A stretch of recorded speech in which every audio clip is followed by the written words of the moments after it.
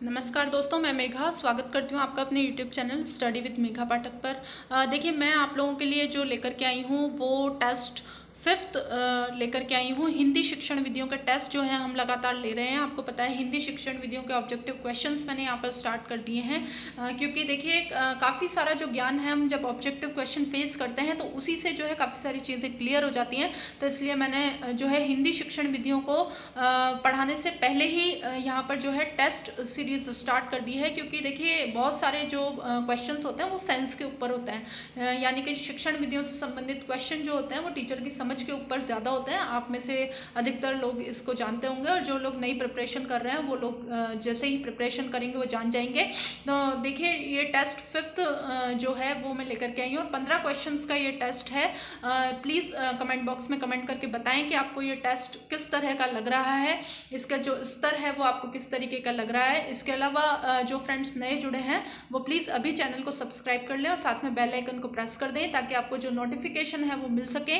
इसके अलावा दोस्तों, छोटी सी रिक्वेस्ट है, अगर आप लोगों को वीडियो पसंद आए तो इसे लाइक करें और अपने जो भी फ्रेंड्स जो प्रिपरेशन कर रहे हैं उन तक ज़रूर शेयर करें। तो देखिए, स्टार्ट करते हैं। वाइगोत्स्की के विचारों पर आधारित कक्षा में डैश पर सबसे अधिक बल दिया जाना चाहिए। देखिए, लेव वाइगोत्स्की की बात हो रही है, और आपको पता है कि लेव वाइगोत्स्की ने सामाजिक अधिगम का सिद्धांत दिया था। उसने सामाजिकता को ज्यादा महत्व दिया था।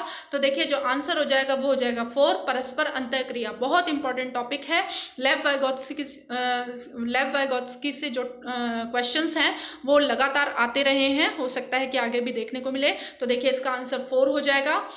नेक्स्ट क्वेश्चन हम लोग देखते हैं। हमारी कक्षाओं में बच्चे भिन्न भिन्न भाषिक पृष्ठभूमि से आते हैं, अतः उनकी भाषाओं को भी कक्षा में सम्मान देना अनिवार्य है। बिल्कुल सही बात है। उनकी भाषाओं को सीखना सभी शिक्षकों के लिए अनिवार्य है, ऐसा कोई ज़रूरी नहीं है। भाषा की पाठ्य पुस्तक में उनकी सभी भाषाओं के शब्द वाक्य होने अनिवार्य हैं, ये भी कोई ज़रूरी नहीं है।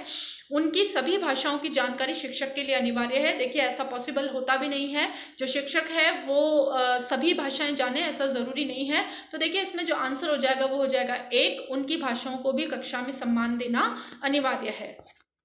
नेक्स्ट क्वेश्चन है, किसमें से प्राथमिक स्तर पर भाषा आकलन का सर्वाधिक उचित तरीका इनमें से प्राथमिक स्तर पर भाषा आकलन का सर्वाधिक उचित तरीका है।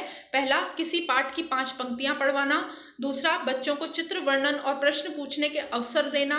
देखिए, अवसर लिखा हुआ है। तीसरा है बच्चों से पत्र लिखवाना। चौथा है बच्चों से प्रश्न के उत्तर लिखवाना। तो देखिए, इसमें जो सबसे अच्छा जो आंसर है वो यही है कि जो सबसे अच्छा तरीका है, जब भी हम बच्चे को किसी चीज़ में अवसर प्रदान करते हैं तो वो जो होता है वो एक पॉजिटिव साइन होता है। तो जो आंसर हो जाएगा वो हो जाएगा 2, बच्चों को चित्र वर्णन और प्रश्न पूछने के अवसर देना। देखिए, केवल शब्द जो जहां पर भी आ जाए तो वो नेगेटिविटी को बता रहा है, और अवसर दे रहे हैं, बच्चों को प्रोत्साहन दे रहे हैं, इस तरीके के शब्द अगर आ जाएं तो वो सारे पॉजिटिव चीजों को बताते हैं।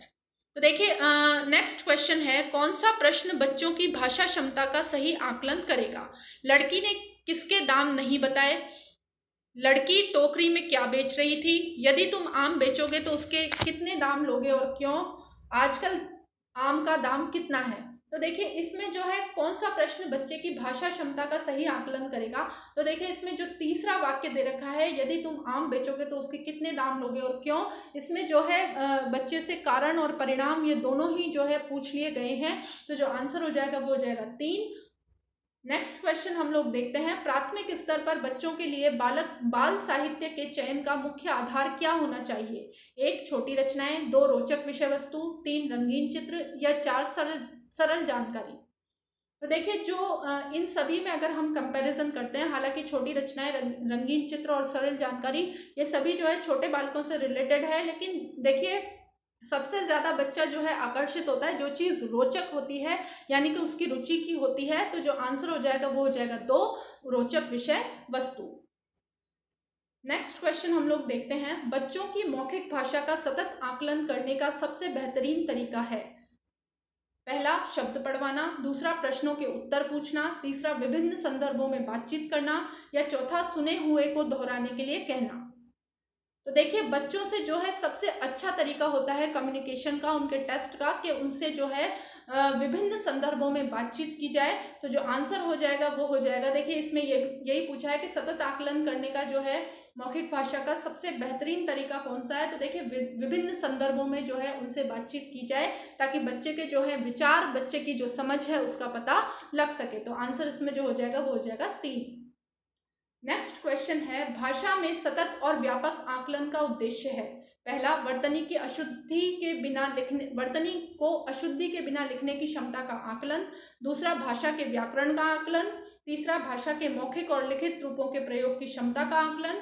या चौथा, पढ़कर समझने की क्षमता का आकलन। तो देखिए जो चौथा पॉइंट है वो सबसे महत्वपूर्ण है, क्योंकि ये सारे पॉइंट इसके बिना बेकार साबित होते हैं। यदि बालक को पढ़कर चीज समझनी नहीं आ रही है तो उसके लिए व्याकरण का ज्ञान भी बेकार है, मौखिक लिखित रूप में जो उसकी क्षमता है वो भी बेकार है, और जो वर्तनी की अशुद्धि के बिना अगर वो शुद्ध भी लिखता है तो भी बेकार है। यानी कि जो आंसर है वो हो जाएगा 4, पढ़कर समझने की क्षमता का आकलन। नेक्स्ट क्वेश्चन है, भाषा कक्षा में विभिन्न दृश्य श्रव्य साधनों के उपयोग का उद्देश्य नहीं है। तो देखिए पहला, आधुनिक तकनीक को कक्षा में लाना। दूसरा, सभी प्रकार के बच्चों की आवश्यकताओं का ध्यान रखना। तीसरा, सीखने सिखाने की प्रक्रिया को रुचिकर बनाना। या चौथा, विद्यालय प्रमुख के निर्देशों का पालन करना। तो देखिए भाषा में जो श्रव्य दृश्य सामग्री जो उपयोग की जाती है, तो देखिए आधुनिक तकनीक यानी कि नए नए जो इन्वेंशन हो रहे हैं उनसे बच्चों को इंट्रोड्यूस करवाना, ये एक उद्देश्य हमारा होता है। सभी प्रकार के जो बच्चे हैं जो कि चीज़ों को, कुछ तो बच्चे प्रतिभाशाली होते हैं लेकिन कुछ पिछड़े हुए भी होते हैं, तो देखिए उनको श्रव्य दृश्य सामग्रियों के माध्यम से हम जो है ज्ञान आसानी से उपलब्ध करवा सकते हैं। तो सभी प्रकार के बच्चों का इसमें ध्यान रखा जाता है। सीखने सिखाने की जो प्रक्रिया है वो रुचिकर बनती है, मोनोटोनस नहीं बनती है, क्योंकि व्याख्यान विधि, मोनोटोनस का मतलब होता है उदासीन, तो देखिए उदासीन नहीं बनती है। जो व्याख्यान विधि होती है उसमें क्या होता है कि जो शिक्षक है वो सिर्फ बोलता चला जाता है और छात्र जो है चुपचाप बैठ करके सुनते रहते हैं बात को, और बात वहीं खत्म हो जाती है। तो देखिए एक जो है बहुत ही उबाने वाली प्रक्रिया रहती है। तो देखिए इससे निजात पाने के लिए जो चीज़ें हैं वो प्रैक्टिकल चीज़ें कक्षा में लाई गई है। श्रव्य दृश्य सामग्रियों का उपयोग किया जाता है, आशुरचित साधनों का उपयोग किया जाता है। तो जो आंसर हो जाएगा वो हो जाएगा 4। विद्यालय प्रमुख के निर्देशों का पालन यहाँ पर करना जो है उद्देश्य नहीं रहता, बाकी के तीनों जो है हमारे उद्देश्य श्रव्य दृश्य सामग्रियों से रिलेटेड रहते हैं। तो जो इसमें आंसर आ जाएगा वो हो जाएगा 4, विद्यालय प्रमुख के निर्देशों का पालन करना।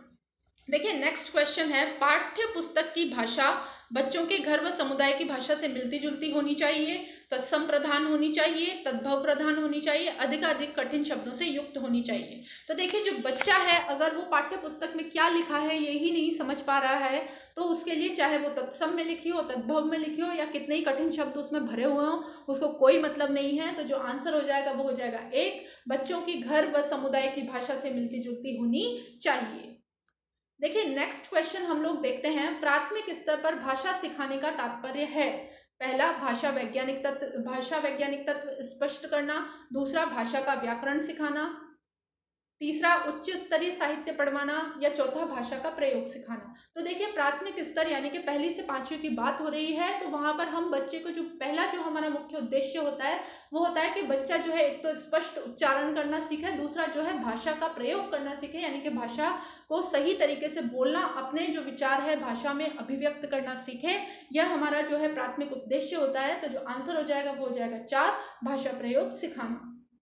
देखिए नेक्स्ट क्वेश्चन हम लोग देखते हैं, घर की भाषा और विद्यालय में पढ़ाई जाने वाली भाषा, पहला सदैव टकराहट से गुजरती है, दूसरा सदैव समान होती है, तीसरा समान हो सकती है, तीसरा सदैव अलग होती है। तो देखिए इसमें तीनों में सदैव सदैव लग रहा है, यानी कि जो है हार्ड लाइन है कि ऐसा होता ही है। तो देखिए ऐसा कोई फिक्स नहीं है कि जो घर की भाषा और विद्यालय की भाषा सदैव एक जैसी ही होगी, लेकिन जो है कुछ समान हो सकती है, ऐसा हो सकता है कि उनमें समानता पाई जाए। तो जो आंसर होगा वो हो जाएगा 3, समान हो सकती है।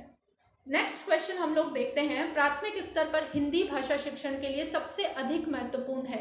पहला, भाषा प्रयोग के अवसर, दूसरा पाठ्य पुस्तक, तीसरा उच्च स्तरीय तकनीकी यंत्र, या चौथा व्याकरण के नियमों का स्मरण। तो देखिए मैंने आप लोगों को पहले ही बता दिया था कि जहां पर हम बच्चे को अवसर दे रहे हैं, बच्चे को प्रोत्साहन दे रहे हैं, बच्चे को बढ़ावा दे रहे हैं, वो सारे जो है पॉजिटिव चीज़ों के अंतर्गत आएंगे। तो हमारा जो पहला पॉइंट है इसी में दे रखा है, भाषा के प्रयोग के अवसर जो है हम बच्चे को प्रदान कर रहे हैं। तो जो आंसर हो जाएगा वो हो जाएगा 1, भाषा प्रयोग के अवसर।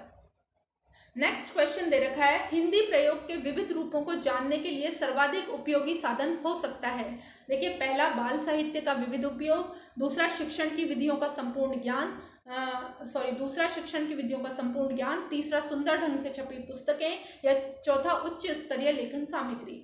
तो देखिए, जो हिंदी प्रयोग के विविध रूपों को जानने के लिए सर्वाधिक उपयोगी साधन जो होगा वो होगा बाल साहित्य का विविध उपयोग, यानी कि जो बाल साहित्य है जिसमें बच्चे रुचि लेते हैं उसका विभिन्न तरीके से उपयोग हम करके कर सकते हैं, क्योंकि बच्चों को शिक्षण विधियों से कोई लेना देना नहीं होता। सुंदर ढंग से छपी हुई पुस्तकें उनको आकर्षक तो कर सकती हैं, लेकिन ज्ञान प्रदान करें ऐसा जरूरी नहीं है। उच्च स्तरीय लेखन से तो देखिए उनका कोई लेना देना है ही नहीं, क्योंकि बहुत उच्च स्तर पर आता है।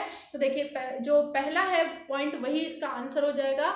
नेक्स्ट क्वेश्चन हम लोग देखते हैं, कक्षा 1 और 2 के बच्चों के लिए आप किस तरह की कहानी का चयन करेंगे। देखिए, बात यहाँ पर 1 और 2 के बच्चों की बात हो रही है। तो देखिए, पहला जो बहुत छोटी हो, दूसरा जिसमें बहुत सारे पात्र हो, तीसरा जिसमें 2 ही पात्र हो, चौथा जिसके शब्दों, वाक्यों और घटनाओं के वर्णन की शैली चित्रात्मक हो। तो देखिए, इसमें जो चौथा पॉइंट है वो बहुत ही जो है, बाकी सारे जो है सीमित कर रहे हैं अर्थ को। आप देखिए, जो बहुत छोटी हो, जिसमें बहुत सारे पात्र हो, जिसमें 2 ही पात्र हो, ये सब सीमित कर रहे हैं अर्थ को। लेकिन जो चौथा पॉइंट है वो ये बता रहा है कि इसमें जो है शब्दों, वाक्यों और घटनाओं, यानी कि संपूर्ण रूप से जो बच्चों को ज्ञान प्रदान किया जा रहा है वो चित्रात्मक रूप में प्रदान किया जाए, यानी कि जो है बच्चा उससे आकर्षित हो। तो जो आंसर हो जाएगा वो हो जाएगा 4, जिसके शब्दों, वाक्यों, घटनाओं का वर्णन की शैली चित्रात्मक हो। देखिए, नेक्स्ट क्वेश्चन हम लोग देखते हैं, प्राथमिक स्तर पर भाषा शिक्षण की प्राथमिकता होनी चाहिए। तो देखिए, प्राथमिक स्तर पर जो है भाषा शिक्षण की में किस तरह की प्राथमिकता दी जाती है। पहला, केवल बोलकर पढ़ने की क्षमता का विकास। देखिए, केवल शब्द आ गया तो वैसे ही नेगेटिव है, तो ये तो हो ही नहीं सकता। दूसरा हम देखते हैं, कविता और कहानी के द्वारा केवल श्रवण कौशल का, अब यहाँ पर भी केवल आ गया, ये भी नहीं हो सकता।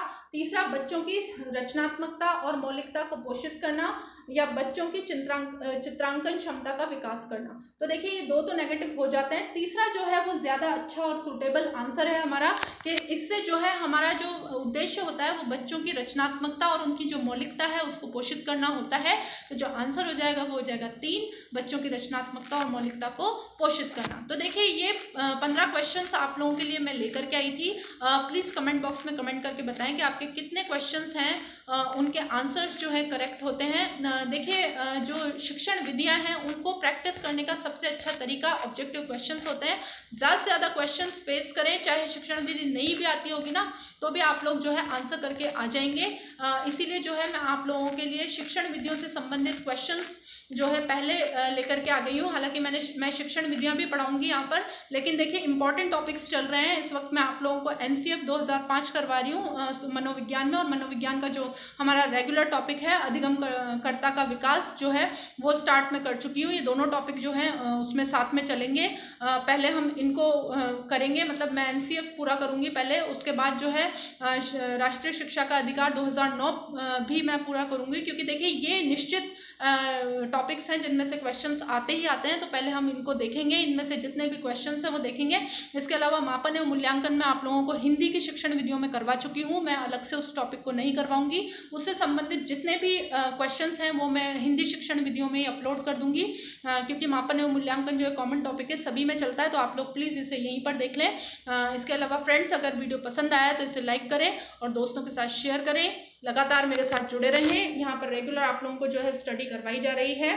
तो लगातार स्टडी के लिए जो चैनल है उसे आप लोग सब्सक्राइब कर लें, वीडियो को लाइक करें और शेयर करें।